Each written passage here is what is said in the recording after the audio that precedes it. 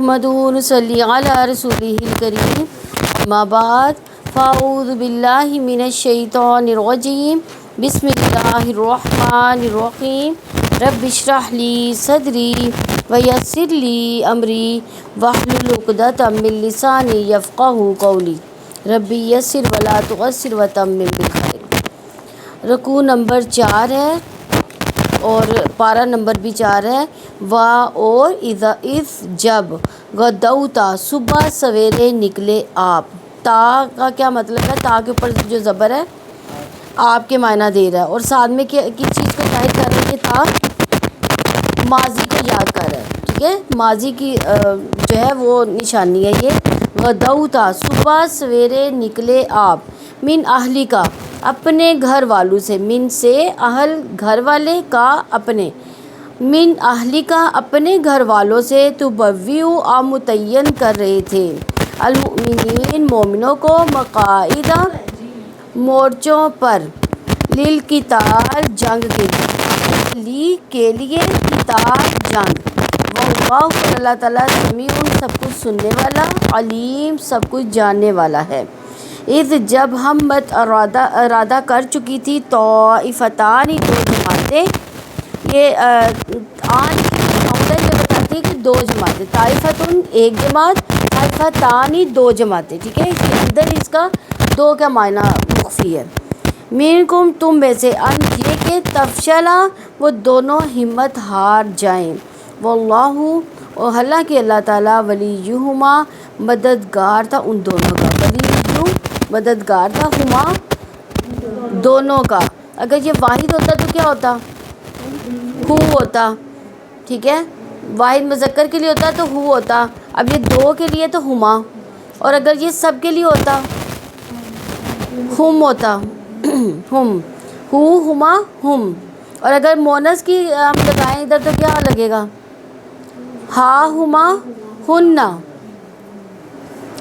وعلی اللہ اور علی پر اللہ تعالیٰ، وعلی اللہ اللہ تعالیٰ پر، فلیتوکل بس چاہیے کہ بھروسہ کرے، پس لام چاہیے یعنی لازم ہے، یا وہ توکل یعنی بھروسہ کرے، فلیتوکل پس چاہیے کہ وہ بھروسہ کرے، المؤمنون ایمان والے، ولقد اور بلا شبہ یقیناً، نصرکم مدد فرما چکا، کم تمہاری، اللہ اللہ تعالیٰ بھی بدرین بدر میں، وانتم حالانکہ تم اذلہ نہایت کمزور تھے، فاتقوا چنانچہ تم ڈر جاؤ اللہ تعالیٰ سے، لعلکم تاکہ تم تشکرون تم شکر ادا کرو، اذ جب تقولو آپ کہہ رہے تھے، للمؤمنین مومنوں کے لیے، لام ذریعہ لی کے لیے، مؤمنین مومن، علن کیا نہیں، کیا لن نہیں، یکفیکم کافی تمہیں، ان یہ کہ یمدکم مدد کرے تمہاری، ربکم تمہارا رب، بثلاثتی تین کے ساتھ، آلاف ہزار یعنی 3000 کے ساتھ، من الملائکۃ فرشتوں میں سے، منزلین نازل کردہ، بلا کیوں نہیں، ان اگر تصبروا تم صبر کرو، وتتقوا اور تم اللہ تعالیٰ سے ڈرو، ویأتوکم اور وہ آ پہنچے تمہارے پاس، اور یا وہ اتو آ جائے، کم تمہارے پاس، من فورہم اپنے سخت جوش میں، ہذا اس، یمددکم مدد اس مدد یہ یمددکم مدد کرے گا تمہاری، ربکم رب تمہارا، بخمستی 5 کے، آلاف ہزار یعنی 5000 کے ساتھ، من الملائکۃ فرشتوں میں سے، مصومین نشان زدہ، وما اور نہیں، جعلہ بنایا اس کو، اللہ تعالیٰ نے، الا مگر، بشرا خوشخبری، لکم تمہارے لیے، ولی تطمئن اور تاکہ مطمئن ہو جائے، اور لی تاکہ تطمئن مطمئن ہو جائے، قلوبکم دل تمہارے، قلوب قلب کی کیا ہے؟ جمع ہے یہ، بھی ساتھ اس کے، وما اور نہیں ہے، النصر مدد، الا مگر، من عند اللہ اللہ تعالیٰ کے پاس سے، العزیز سب پر غالب، الحکیم کمال حکمت والا، لیقطع تاکہ وہ کاٹ دے، لی تاکہ، یا وہ قطع کر دے، کاٹ دے، تاکہ وہ کاٹ دے طرفاً ایک حصے کو من الذین ان لوگوں سے کفروا جنہوں نے کفر کیا، او یا یکبتہم وہ ذلیل کر دے ان کو، فینقلبوا پھر وہ واپس لوٹ جائے، خائبین نامراد ہو کر۔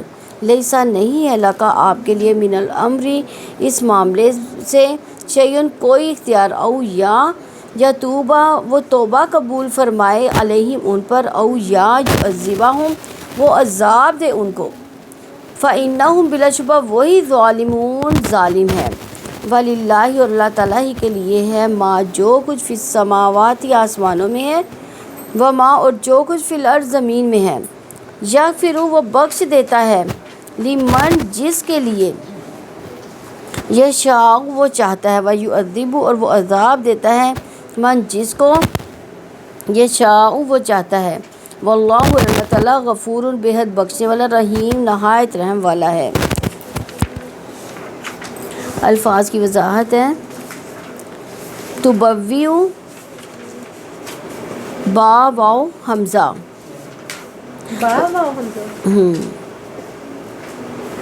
غدوتا کہتے ہیں، غدو کہتے ہیں صبح کے وقت کو، یعنی سورج نکلنے تک کے وقت کو۔ مقاعدہ قاف عین دال،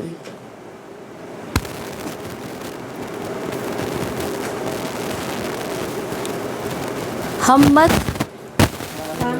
ہاں میم میم، تفشلا فا شین لام یعنی کمزوری بزدلی کے معنوں میں آتا ہے، ہمت ہار بیٹھنا۔ اذلہ زال لام لام، یکفیکم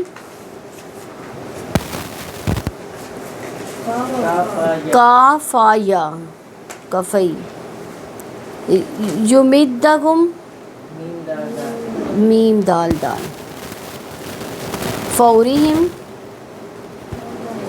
فا واو را، الفور سخت جوش مارنا، یہ لفظ آگ کے بھڑک اٹھنے پر بولا جاتا ہے، اور جہاں ہنڈیا اور غصے سے جوش مارنے، جیسے ہنڈیا پکتی ہے، غصے بھی جو ہے وہ جوش مارتے ہیں ہنڈیا کی طرح، اس کو بھی کہتے ہیں فورہم۔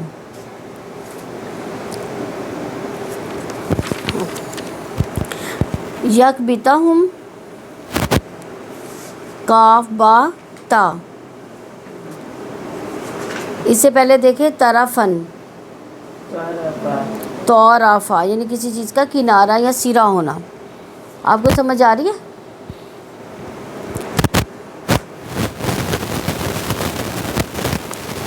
یعذبہم عین دال با، غفور رحیم رحمین۔ آیت نمبر 4 کی تفسیر دیکھتے ہیں، آیت نمبر رکوع نمبر 4 کی تفسیر دیکھتے ہیں، آیت نمبر 121 ہے، وَإِذْ غَدَوْتَ مِنْ أَهْلِكَ تُبَوِّئُ الْمُؤْمِنِينَ مَقَاعِدَ لِلْقِتَالِ وَاللَّهُ سَمِيعٌ عَلِيمٌ، اور جب آپ صبح کے وقت اپنے گھر والوں سے نکل کر مومنوں کو جنگ کے مورچوں پر متعین کر رہے تھے، تو اللہ تعالیٰ سب کچھ سننے والا، سب کچھ جاننے والا ہے۔ اس آیت میں غزوہ احد کی تیاریوں کی طرف اشارہ ہے کہ آپ صلی اللہ علیہ وسلم کب غزوہ احد کے لیے نکلے؟ صبح سویرے حضرت عائشہ رضی اللہ عنہ کے گھر سے احد کے لیے نکلے۔ جس جگہ کے لیے مشاورت تھی، طے ہو گیا تھا کہ جنگ جو ہے مدینہ سے باہر لڑی جائے گی، گھر سے نکل کر یہاں مسلمانوں کی سب بندی کی جا رہی ہے، تیر اندازوں کا حکم دیا جا رہا ہے کہ وہ پشت کی جانب پہاڑی پر مورچہ سنبھال لیں۔ اس منظر میں اہم ترین چیز ہے کہ اللہ تمہاری باتیں سنتا ہے، نہایت باخبر ہے۔ تو فرمایا تبویء المؤمنین مقاعد للقتال، مومنوں کو جنگ کے مورچوں پر متعین کر رہے تھے، یعنی لشکر کے مقامات پر پڑاؤ ڈالنا، تجویز کرنا، مورچے بنانا وغیرہ، یہ سب مراد ہے۔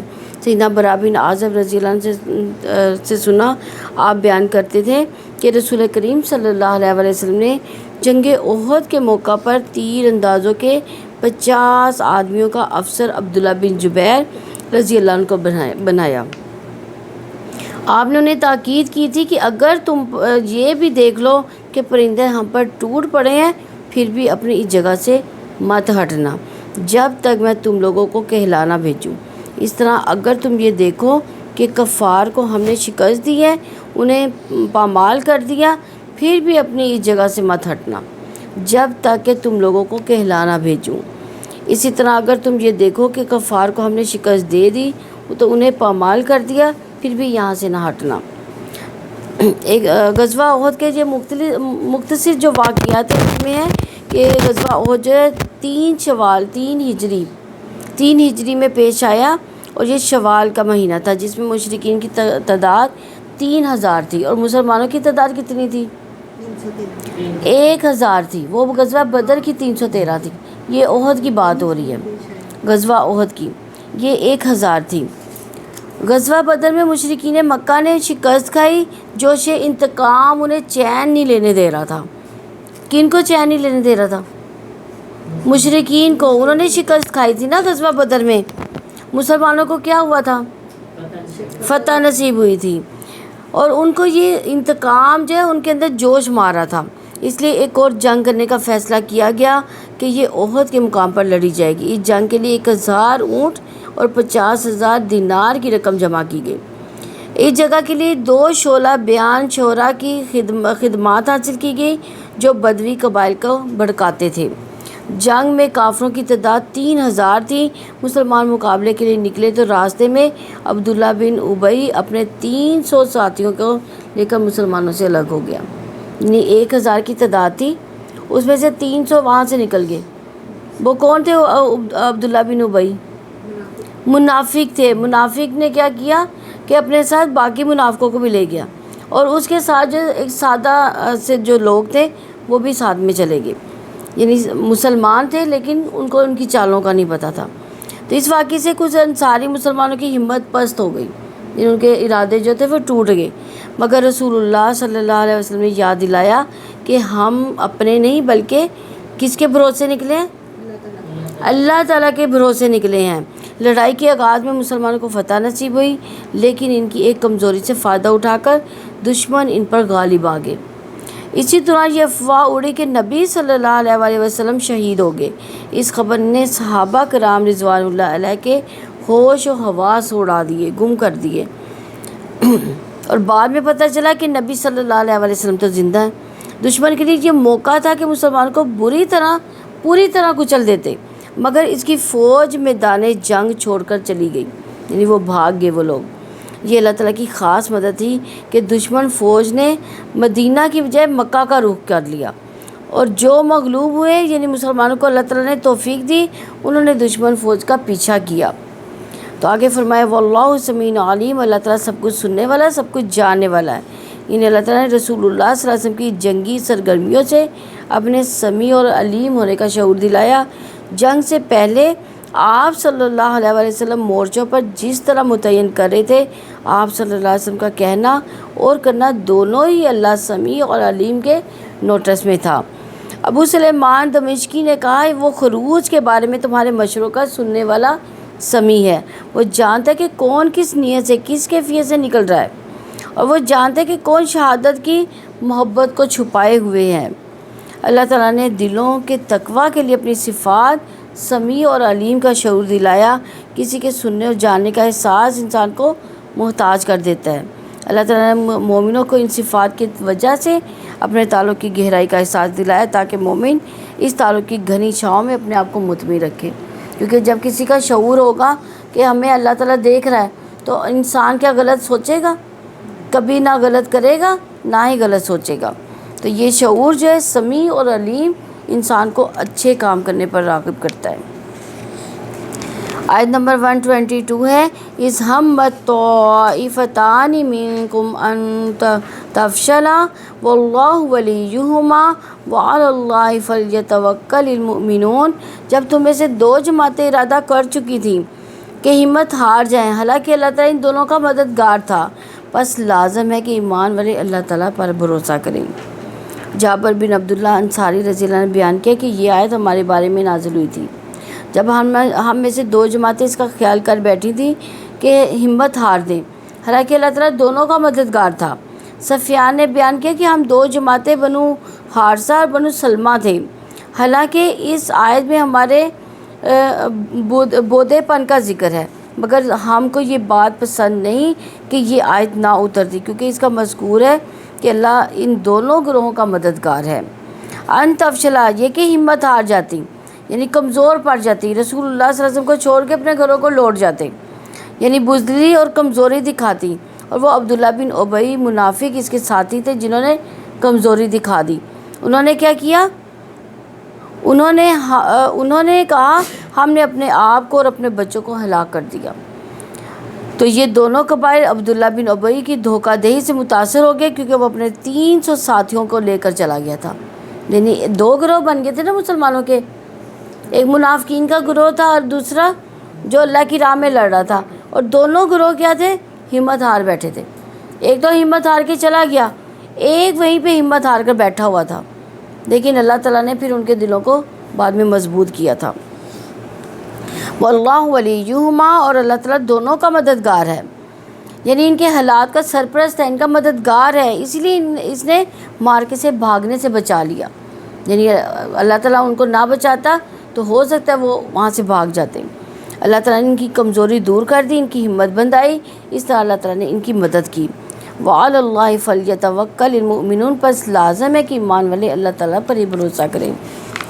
محمد بن اسحاق نے کہا کہ اللہ تعالیٰ کا فرمان ہے وعلی اللہ فلیتوکل المؤمنون، یعنی جو مومنوں میں سے کمزور ہو، ہمت ہار بیٹھے ہوں، تو اسے اپنے معاملے میں اللہ تعالیٰ کی مدد پر توکل کرنا چاہیے، یہاں تک کہ وہ اپنی نیت کے مطابق قوی ہو جائے، اپنی مراد کو پہنچ جائے۔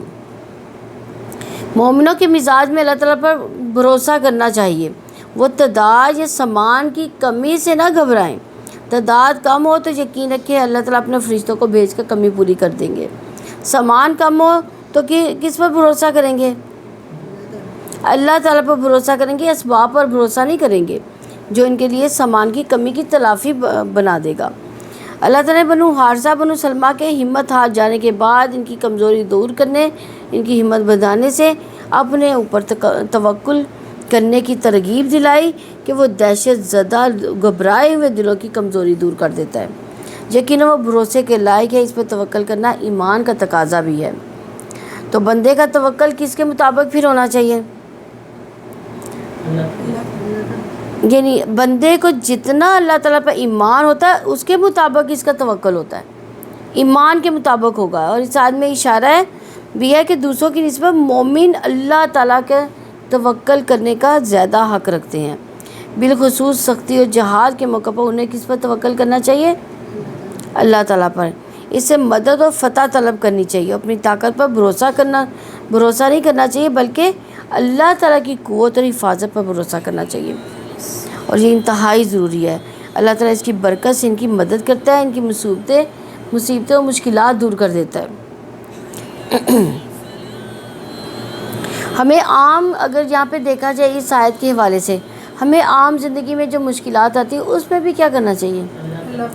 اللہ تعالیٰ پر بھروسہ کرنا چاہیے، تو اللہ تعالیٰ اس مشکل حالات میں انشاءاللہ بہتری لا دے گا۔ آیت نمبر 123 ہے وَلَقَدْ نَصَرَكُمُ اللَّهُ بِبَدْرٍ وَأَنْتُمْ أَذِلَّةٌ فَاتَّقُوا اللَّهَ لَعَلَّكُمْ تَشْكُرُونَ، اور بلا شبہ یقینا اللہ تعالیٰ بدر میں بھی تمہاری مدد فرما چکا، حالانکہ تم نہایت کمزور تھے، چنانچہ اللہ تعالیٰ سے ڈر جاؤ تاکہ تم شکر کرو۔ یعنی غزوہ بدر میں مسلمانوں کی بے سر و سامانی کا یہ عالم تھا کہ ان کے پاس صرف 2 گھوڑے اور 70 اونٹ تھے، باقی تمام افراد پیدل تھے۔ عبداللہ بن مسعود رضی اللہ عنہ بیان کرتے ہیں کہ بدر کے دن ہم لوگ سواریوں کی قلت کی وجہ سے ایک اونٹ پر 3 لوگ سوار ہوتے تھے۔ برا رضی اللہ نے بیان کیا کہ ہم اصحاب محمد صلی اللہ علیہ وسلم آپس میں یہ گفتگو کرتے تھے کہ اصحاب بدر کی تعداد بھی اتنی ہی تھی جتنی اصحاب طالوت کی، جنہوں نے آپ کے ساتھ نہر فلسطین پار کی تھی۔ ان کے ساتھ نہر کو پار کرنے والے صرف مومن ہی تھے، یعنی 310 پر اور کئی آدمی۔ صحیح بخاری کی 3958 نمبر حدیث ہے۔ ابو لبابہ اور علی رضی اللہ عنہ رسول اکرم صلی اللہ علیہ وسلم کے ساتھ تھے، ان پر باری باری سوار ہوتے تھے، تو جب رسول اللہ صلی اللہ علیہ وسلم کے پیدل چلنے کی باری آتی تو ابو لبابہ اور علی رضی اللہ نے عرض کیا آپ تشریف رکھیے، ہم آپ کی طرف سے باری باری پیدل چلتے رہیں گے۔ اس پر آپ نے فرمایا کہ تم دونوں مجھ سے زیادہ باہمت نہیں ہو، اور نہ یہ ہو سکتا ہے کہ تم دونوں اجر لے جاؤ اور میں محروم رہ جاؤں۔ مسند احمد کی حدیث ہے یہ 418 اور 411۔ تو پھر ہر مشکل میں بھروسہ کس پر ہونا چاہیے؟ مصیبت میں دل برداشتہ نہ ہونا چاہیے، بلکہ توکل، صبر اور تقوی اختیار کرنا چاہیے۔ واقعہ احد کے ساتھ غزوہ بدر کے ذکر کرنے کا مقصد یہ ہے کہ بدر کی فتح مادی اسباب کی نایابی کے باوجود ہوئی تھی، وہ اللہ تعالیٰ کی مدد تھی، جبکہ انسانوں کی طرف سے کوئی مددگار نہ تھا۔ کس میں فتح ہوئی تھی اللہ یعنی مسلمانوں کو؟ بدر میں، یعنی اس میں اسباب نہیں تھے۔ اور احد میں کیا ہوا؟ غزوہ احد میں کیا ہوا تھا؟ 1000 کی وہ تھی نفری، لیکن 300 لوگ جو تھے وہ نکل گئے۔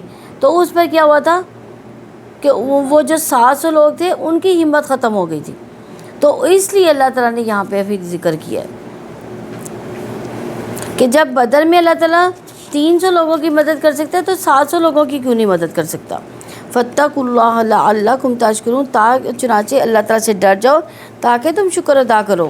یعنی اللہ تعالیٰ سے ڈر جاؤ سے مراد اللہ تعالیٰ کا تقوی اختیار کرنے کا حکم دیا گیا ہے تاکہ شکر گزاری کی توفیق ہو۔ محمد بن اسحاق نے کہا اللہ تعالیٰ کا فرمان ہے فاتقوا اللہ لعلکم تشکرون، کہ مجھ سے ڈرو کیونکہ وہ میری نعمت کا شکر ہے۔ یہ ڈرنا کیا ہے؟ اللہ تعالیٰ کی نعمت کا شکر ادا کرنا ہے۔ تقوی اور شکر گزاری کا آپس میں کیا تعلق ہے کہ تقوی اللہ تعالیٰ کے ڈر اور اس کے خوف کی وجہ سے پیدا ہونے والی ایسی حالت ہے کہ جس میں مومن کا شعور بیدار ہوتا ہے، اور جب شعور بیدار ہوتا ہے تو مومن حقیقت کو سمجھنے کے قابل ہو جاتا ہے۔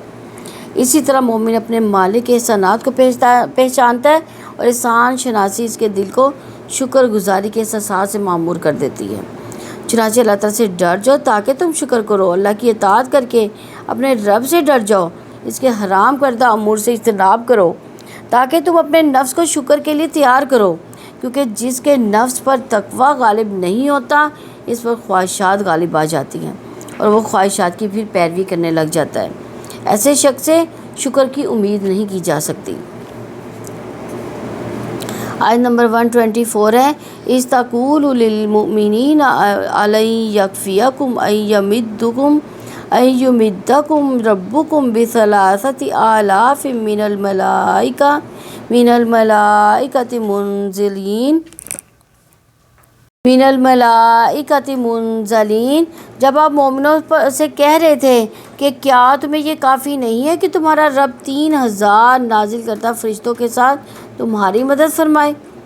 یعنی غزوہ احد میں جب مسلمانوں نے دیکھا کہ دشمن 3000 ہیں اور ہم 1000 میں سے 700 رہ گئے، تو نبی صلی اللہ علیہ وسلم نے ٹوٹتے حوصلوں کو جوڑنے کے لیے یہ الفاظ کرے أَلَن يَكْفِيَكُمْ أَن يُمِدَّكُمْ رَبُّكُمْ بِثَلَاثَةِ آلَافٍ مِّنَ الْمَلَائِکَةِ، کیا تمہیں یہ کافی نہیں ہے کہ تمہارا رب 3000 نازل کردہ فرشتوں کے ساتھ تمہاری مدد کرے؟ یعنی نبی صلی اللہ علیہ وسلم نے اللہ پر توکل کر کے امید باندھنے کی طرف اشارہ کیا کہ تمہیں امید ہونی چاہیے اللہ تعالیٰ پر۔ ایمدکم ربکم، یہ کہ تمہارا رب تمہاری مدد فرمائے گا، تمہارا رب تمہارے دشمنوں کے مقابلے میں جو تم سے تعداد و اسلحے میں بڑھ کر ہیں تمہاری مدد فرمائے گا۔ ایمدکم ربکم، یہ تمہیں تقویت دینے اور تمہاری مدد کرنے اور تمہارے دشمنوں کو دور کرنے کے لیے تمہارا رب تمہاری مدد فرمائے گا۔ الملائکہ، فرشتے جو اللہ تعالیٰ کے معزز بندے ہیں، نور سے بنے ہیں، جو اللہ تعالیٰ کی نافرمانی نہیں کرتے اور وہی کرتے ہیں جو حکم دیا جاتا ہے۔ الملائکۃ منزلین، نازل کردہ فرشتے، یعنی ابن عباس رضی اللہ عنہ نے کہا فرشتوں نے یوم بدر کے سوا جنگ نہیں کی تھی۔ آیت نمبر 125 ہے بلا ان تصبروا وتتقوا ویأتوکم من فورہم ھذا یمددکم ربکم بخمسۃ آلاف من الملائکۃ مسومین، کیوں نہیں اگر تم صبر کرو اور اللہ تعالیٰ سے ڈرو اور دشمن تم پر اپنے سخت جوش میں آ پہنچے تو تمہارا رب 5000 نشان زدہ فرشتوں سے تمہاری مدد کرے گا۔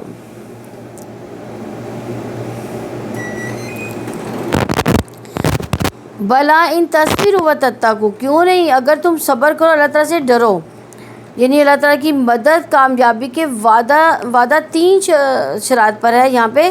ایک تو صبر کرو، یہ حملے کے صدمات پر کیا جائے گا۔ صبر کس پر کیا جائے گا؟ یعنی جو حملہ کیا کافروں نے اس کے صدمے پر، جو زخم آئے اس کے صدمے پر، جو مشکلات آئی جنگ میں اس کے صدمے پر صبر ہوگا۔ تقویٰ دوسری چیز ہے جو انسانوں کا رابطہ اللہ تعالیٰ سے قائم کر دیتا ہے۔ فتح ہو یا شکست ہو، دشمن کا اپنے سخت جوش میں آ پہنچنا۔ اللہ تعالیٰ نے مومنوں کی مدد تین شرطیں بیان فرمائی ہے کہ صبر، تقویٰ اور مشرکین کا فوری جوش و جذبے کے ساتھ آنا۔ لیکن فتح اور دشمنوں کے منصوبوں کی ناکامی کے لیے اللہ تعالیٰ نے پہلی دو شرطیں مقرر فرمائی۔ ان تصبروا وتتقوا، اگر تم صبر کرو اللہ تعالیٰ سے ڈر جاؤ، اگر تم دشمن سے ملاقات کے موقع پر صبر کرو، اللہ تعالیٰ کی مخالفت سے ڈر جاؤ، وتتقوا اور اللہ تعالیٰ کی مخالفت سے ڈرو، وَيَأْتُوكُم مِّن فَوْرِهِمْ هَٰذَا، اور دشمن تم پر اپنے سخت جوش سے آن پہنچے، یعنی تم پر حملہ کر دے خود پورے غصے کے ساتھ اور جوش و جذبے کے ساتھ۔ مجاہد اور کرما نے کہا کہ اپنے غضب کے ساتھ دشمن آ جائے تم پر۔ یمددکم ربکم بخمسۃ آلاف من الملائکۃ مسومین، تمہارا رب 5000 فرشتوں سے تمہاری مدد کرے گا۔ یعنی فرشتوں کی پہچان کے لیے مخصوص علامت مقرر کی گئی۔ مسومین یعنی نشان زدہ فرشتے تھے وہ، یعنی لوگ پہچان لیتے تھے وہ فرشتوں کو۔ مسومین، مسوم اس کو کہتے ہیں جس پر کوئی نشانی ہو، مثلا پچھم یا کوئی اور نشانی۔ مسومین کا ترجمہ نشان لگے ہوئے سے کیا گیا۔ ان فرشتوں کے کیا نشان تھے اس کے بارے میں سیدنا ابن عباس سے روایت ہے کہ غزوہ بدر میں فرشتوں کی نشانی یہ تھی کہ وہ سفید پگڑیاں باندھے ہوئے تھے جن کے شملے جو کمروں پر ڈالے ہوئے تھے، اور غزوہ حنین میں ان کے عمامے سرخ تھے۔ یہ ان کی نشانیاں تھیں۔ آیت نمبر 126 ہے، وَمَا جَعَلَهُ اللَّهُ إِلَّا بُشْرَىٰ لَكُمْ وَلِتَطْمَئِنَّ قُلُوبُكُمْ بِهِ وَمَا النَّصْرُ إِلَّا مِنْ عِندِ اللَّهِ الْعَزِيزِ الْحَكِيمِ، اور اس کو اللہ تعالیٰ نے تمہارے لیے محض خوشخبری بنایا اور تاکہ تمہارے دل اس سے مطمئن ہو جائیں، اور مدد صرف اللہ تعالیٰ کی طرف سے ہے جو سب پر غالب کمال حکمت والا ہے۔ یعنی فرشتوں کو اس لیے نازل کیا گیا تاکہ مسلمان خوش ہو جائیں، ان کے دلوں کو اطمینان ہو جائے، ان کے دل سکون میں آ جائے، ان کا خوف دور ہو جائے، ان کا قلق جاتا رہے۔ ابن عباس رضی اللہ عنہ نے کہا فرشتوں نے یوم بدر کے سوا نہ انہوں نے دشمن پر ضرب لگائی نہ جنگ کی، وہ مدد و تعداد میں اضافے کے لیے آئے تھے۔ مجاہد نے کہا فرشتوں نے بدر کے سوا نہ اس سے پہلے نہ اس کے بعد میں کبھی جنگ نہیں کی۔ وَمَن نَّصْرُ إِلَّا مِنْ عِندِ اللَّهِ الْعَزِيزِ الْحَكِيمِ، اور مدد صرف اللہ تعالیٰ کی طرف سے ہے جو سب پر غالب کمال حکمت والا ہے۔ اور مدد صرف کس کی ہے؟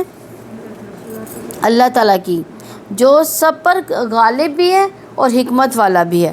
العزیز وہ قوی ہے جس کو کوئی چیز روک نہیں سکتی۔ الحکیم وہ ہے جو معاملات کی بہترین طریقے سے اور قوی وسائل سے تدبیر کرتا ہے، اور وہ نصرت کے ظاہری اور باطنی اسباب کی طرف جس کی طرف چاہتا ہے رہنمائی کرتا ہے، جس سے چاہتا ہے اس کو ہٹا دیتا ہے۔ وہ اپنی مدد کو جس جگہ چاہتا ہے رکھتا ہے، اور اہل بصیرت اور اہل تقویٰ کو ہی نوازتا ہے جو اس کے مستحق ہے۔ وَمَن نَّصْرُ إِلَّا مِنْ عِندِ اللَّهِ، اور مدد صرف کس کی ہے؟ اللہ تعالیٰ کی طرف سے ہے۔ اللہ تعالیٰ کی مدد کے بارے میں قرآن واضح کرتا ہے کہ مدد و فتح اللہ کی جانب سے آئی تھی۔ کسی رسول اور اس کے ساتھیوں کو فتح سے کوئی ذاتی مفاد نہیں ملتا، نہ اس میں اس کی کوئی ذاتی غرض ہوتی ہے۔ فتح حاصل کرنے میں نہ رسول کا دخل ہوتا ہے نہ اس کے ساتھی کا، وہ تو کس کی وجہ سے ہوتا ہے؟ اللہ کی تقدیر کو ظاہر کرتی ہے وہ۔ العزیز الحکیم، غالب اور کمال حکمت والا، تو اللہ تعالیٰ عزیز و حکیم ہے، غالب اور کمال حکمت والا ہے۔ تمام کام اسی کی مرضی سے ہوتے ہیں، اس کا ارادہ ہی کسی کام کو عملی شکل دیتا ہے۔ مادی اسباب بھی اس کی مدد کے بغیر مؤثر ثابت ہو جاتے ہیں۔ فتح اس کی جانب سے ہوتی ہے جو غالب و کمال حکمت والا ہے۔ اللہ تعالیٰ کی قدرت و مومن کے دل میں خاص رابطہ ہوتا ہے۔ بندہ العزیز و حکیم سے امید باندھتا ہے جو اللہ تعالیٰ اور بندے کے درمیان براہ راست تعلق قائم رکھتا ہے۔ آیت نمبر 127 ہے لِيَقْطَعَ طَرَفًا مِّنَ الَّذِينَ كَفَرُوا أَوْ يَكْبِتَهُمْ فَيَنقَلِبُوا خَائِبِينَ، تاکہ اللہ تعالیٰ کافروں کے ایک حصے کو کاٹ دے یا ان کو ذلیل کر دے پھر وہ نامراد واپس لوٹ جائیں۔ یعنی اللہ تعالیٰ کافروں کے ایک حصے کو کاٹ دے، یعنی کافروں کی جماعت کو کاٹ دے، قتل کر دے یا قید کر دیے جائیں، ان کے شہر پر مسلمان کو قبضہ ہو جائے یا مال غنیمت حاصل ہو۔ اس طرح مومنوں کو قوت حاصل ہوگی اور وہ کافر ذلیل ہو جائیں گے۔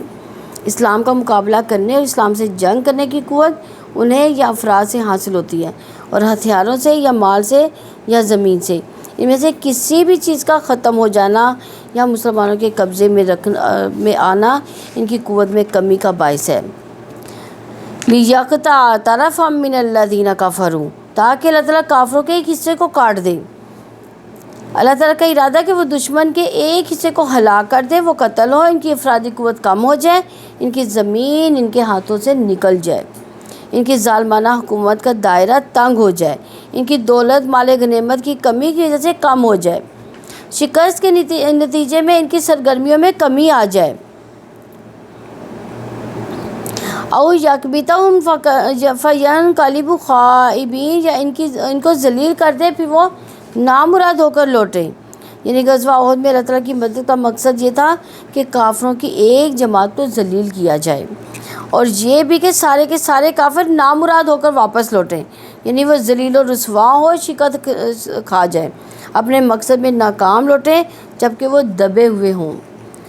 آیت نمبر 128 ہے لَيْسَ لَكَ مِنَ الْأَمْرِ شَيْءٌ أَوْ يَتُوبَ عَلَيْهِمْ أَوْ يُعَذِّبَهُمْ فَإِنَّهُمْ ظَالِمُونَ، آپ کو اس معاملے میں کوئی اختیار نہیں، خواہ اللہ تعالیٰ ان کی توبہ قبول فرمائے یا ان کو عذاب دے، بلا شبہ وہی ظالم ہے۔ یعنی اس سے مراد ہے کہ رسول اللہ صلی اللہ علیہ وسلم کو ہدایت کے معاملے میں کوئی اختیار نہیں ہے، کیونکہ غزوہ احد میں رسول اللہ صلی اللہ علیہ وسلم کے دانت شہید ہوئے تو آپ صلی اللہ علیہ وسلم نے فرمایا اس قوم کو کیسے فلاح نصیب ہوگی جس نے اپنے نبی کو زخمی کر دیا۔ اس طرح آپ صلی اللہ علیہ وسلم نے لوگوں کی ہدایت کے معاملے میں نا امیدی کا اظہار کیا تھا۔ اس پر اللہ تعالیٰ نے وضاحت کی کہ آپ صلی اللہ علیہ وسلم کا اختیار نہیں ہے کہ کس کو ہدایت دے یا نہ دے، یہ فیصلہ کس کے ہاتھ میں ہے؟ اللہ تعالیٰ کے ہاتھ میں ہے۔ حالانکہ نبی صلی اللہ علیہ وسلم نے بھی دیکھا جائے ظاہراً تو کوئی غلط بات نہیں کی، لیکن اللہ تعالیٰ کو یہ ناپسند آئی۔ رسول اللہ صلی اللہ علیہ وسلم نے بعض قبیلوں کے لیے قنوت نازلہ کا اہتمام کیا تھا، جن میں ان کے لیے بد دعا فرمائی، تو اللہ تعالیٰ نے یہ آیت نازل فرمائی کہ آپ صلی اللہ علیہ وسلم نے بد دعا کا سلسلہ بند کر دیا، اور جو ہے سالم بن عبداللہ رضی اللہ عنہ سے روایت ہے کہ نبی کریم صلی اللہ علیہ وسلم فجر کی 2 رکعت میں حارث بن حشام، سہیل بن عمرو اور صفوان بن امیہ پر لعنت بھیجتے تھے، تو یہ آیت نازل ہوئی۔ ابو ہریرہ رضی اللہ عنہ نے بیان کیا کہ رسول اللہ صلی اللہ علیہ وسلم جب کسی پر بد دعا کرنا چاہتے یا کسی کے لیے دعا کرنا چاہتے تو رکوع کے بعد کرتے سمیع اللہ لمن حمیدہ اللہم ربنا لک الحمد کے بعد بعض اوقات آپ نے یہ دعا کی ہے، اے اللہ ولید بن ولید، سلمہ بن ہشام، عیاش بن ابی ربیعہ کو نجات دے، اور اے اللہ مضر والوں کو سختی کے ساتھ پکڑ لے، اور اس میں ایسی قحط سالی لا جیسی یوسف کے زمانے میں تھی۔ آپ صلی اللہ علیہ وسلم بلند آواز میں یہ دعا کرتے، اور آپ نماز فجر کی بعض رکعت میں یہ دعا کرتے، اے اللہ فلاں فلاں اور فلاں کو اپنی رحمت سے دور کر دے۔ عرب کے چند خاص قبائل کے حق میں آپ یہ دعا کرتے تھے، یہاں تک کہ اللہ تعالیٰ نے اس آیت نازل کر دی کہ آپ کو اس امر میں کوئی دخل نہیں ہے۔ لیس لک من الامر شیء، آپ کو اس معاملے میں کوئی اختیار نہیں۔ اس بات کے ایمان والوں پر یہ کیا اثرات ہوتے ہیں کہ اہل ایمان یہ جان لیتے ہیں کہ ان کی ذات فتح کا سبب نہیں ہو سکتی۔ اہل ایمان تکبر، احساس برتری، سخت گیری اور غرور سے محفوظ ہو جاتے ہیں، جس میں عام طور پر فاتحین مبتلا ہو جاتے ہیں۔ او یتوب علیہم، خواہ اللہ تعالیٰ ان کی توبہ قبول فرمائے۔ یعنی محمد بن اسحاق کا قول ہے، اس سے مراد کہ وہ اپنی رحمت سے جس کو چاہے توبہ قبول کر لے۔ یہ معافی ایسے ممکن ہوتے کہ اہل اسلام کی فتح کی صورت میں کافر سبق لیتے ہیں اور اسلام قبول کر لیتے ہیں، یہ اللہ تعالیٰ انہیں معاف کر دیتے ہیں۔ جن مشرکوں کے حق میں آپ صلی اللہ علیہ وسلم نے یہ بد دعا کی تھی، انہیں اللہ تعالیٰ نے آپ صلی اللہ علیہ وسلم کے قدموں پر لا ڈالا، اسلام کے جانبدار سپاہی بن گئے۔ اس میں جو وہ میرے نام ذہن سے نکل گیا، بڑے اچھے سپہ سالار تھے نبی صلی اللہ علیہ وسلم کے دور میں، اور وہ غزوہ احد میں مسلمانوں کے خلاف لڑے تھے، لیکن پھر بعد میں اللہ تعالیٰ نے ان کو اسلام میں داخل کر دیا، یعنی وہ پھر بہت اچھے سپہ سالار بنے تھے کہ بعض صحابہ یہ کہنا شروع ہو گئے تھے کہ جس غزوے میں یہ صحابی ہوں تو وہ غزوہ جو ہے وہ تو لازمی جو ہے وہ فتح ہوتا ہے۔ تو اس پر غالباً حضرت عمر رضی اللہ عنہ یا حضرت ابوبکر صدیق رضی اللہ عنہ نے ان کو غزوے میں جانا پھر منع فرما دیا تھا کہ یہ تو توکل اللہ پر رکھنا چاہیے، تو ہمارا توکل کس پر ہو رہا ہے؟ انسان پر ہو رہا ہے۔ ہاں جی، میرے دماغ سے ایک دم سے نکل گیا ہے، میں ابھی مجھے یاد آتا تو میں ضرور آپ کو بتاتی ہوں۔ او یعذبہم، یا ان کو عذاب دے، یعنی عذاب دینا اللہ تعالیٰ کا اختیار ہے۔ عذاب کی ایک صورت یہ ہے کہ دنیا میں اہل اسلام ان پر غالب آ جاتے ہیں، دنیا میں قید ہونے کی صورت میں عذاب پاتے ہیں، خاتمہ کفر پر ہوتا ہے اور آخر کار جہنم کے مستحق بن جاتے ہیں۔ فَإِنَّهُمْ ظَالِمُونَ، بلا شبہ وہی ظالم ہے۔ ظالم ایسے اسے کہتے ہیں جو حقدار کو اس کا حق نہ دے۔ ایک انسان جب اپنے خالق کو نہیں پہچانتا، اپنی حیثیت نہیں پہچانتا، اپنی زندگی کے مقصد کو نہیں پہچانتا، زندگی کی بنیادی حقیقتوں کو نہیں مانتا، تو دراصل وہ حقائق کا انکار کرتا ہے۔ اگر اللہ تعالیٰ کی طرف سے کھولی گئی حقیقتوں کو ماننے والا مومن ہے تو انکار کرنے والا کیا ہے؟ کافر ہے۔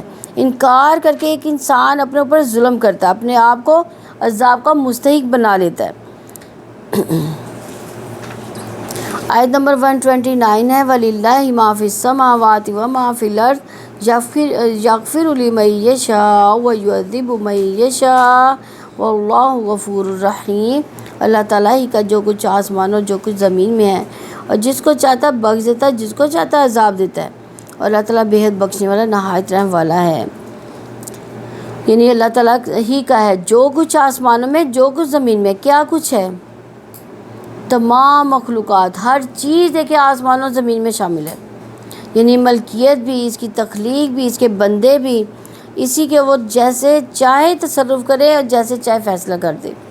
فرشتے، انسان، حیوان، جن، جمادات، افلاک وغیرہ تمام۔ تو اس آیت میں اللہ تعالیٰ نے اپنی ذات کا تعارف کروایا ہے کہ اللہ کیسے کروایا ہے؟ اللہ تعالیٰ آسمان و زمین کا مالک ہے، اس ملکیت میں کوئی اس کا شریک نہیں ہے۔ اللہ تعالیٰ اپنے بندوں کے معاملات میں جو چاہے فیصلہ کر سکتا ہے، وہ اپنے بندوں پر ظلم نہیں کرتا، وہ حکمت و عدل سے فیصلے کرتا ہے۔ اس کی رحمت کے دروازے بندوں کے لیے کھولے ہوئے ہیں، اور وہ جس کو چاہتا بخش دیتا ہے، جس کو چاہتا عذاب دیتا ہے، اور بے حد بخشنے والا نہایت رحم والا ہے۔ یغفر لمن یشاء ویعذب من یشاء، وہ جس کو چاہتا بخش دیتا ہے، جس کو چاہتا عذاب دیتا ہے۔ یعنی کسی بندے کو چاہے وہ نبی ہو، مرسل ہو یا ولی مکرم ہو، یہ اختیار حاصل نہیں کہ کسی کی قسمت کا فیصلہ کرے، کسی کو جنت میں بھیج دے، کسی کو جہنم میں بھیج دے۔ کیا کسی نبی یا کسی ولی کو یہ اجازت ہے؟ نہیں۔ جب صورتحال یہ ہے کہ وہ سب اس کی مغفرت، اس کے عذاب کے درمیان ہے، وہ جس سے چاہتا ہے اس کی مغفرت کی طرف فرماتا ہے اور ہدایت دے کر اسلام میں داخل کر دیتا ہے، اسی طرح اس کا شرف معاف کر دیتا ہے، اور اس پر یہ احسان فرماتا ہے کہ اسے گناہ ترک کرنے کی توفیق بھی دیتا ہے، اور اس طرح اس کے گناہ بھی معاف فرما دیتا ہے۔ واللہ غفور الرحیم، اور اللہ تعالیٰ بے حد بخشنے والا نہایت رحم والا ہے۔ اللہ تعالیٰ نے زمین و آسمان کی ملکیت سے اپنے اختیارات کی وسعت کا شعور دلایا کہ وہ چاہے تو معاف کر دے، چاہے تو رحمت کر دے۔ اللہ تعالیٰ نے مالک کل ہونے کی وجہ سے یہ شعور دلایا کہ مغفرت اور عذاب دونوں ہی اس کے اختیار میں ہیں۔ اس طرح اللہ تعالیٰ نے اپنے اختیارات سے اپنے مغفرت سے اپنی رحمت کا شعور دلایا۔ وہ عذاب دے بھی سکتا ہے، پھر بھی اپنی رحمت سے ڈھانپ لیتا ہے۔ یقیناً وہ غفور بھی ہے اور رحیم بھی ہے۔ اللہ تعالیٰ ہماری بھی تمام خطائیں معاف فرمائے۔ سبحانک اللہم و بحمدک، نشہد اللہ الہ الا انت، نستغفرک و اتوب الیک۔ السلام علیکم ورحمۃ اللہ وبرکاتہ۔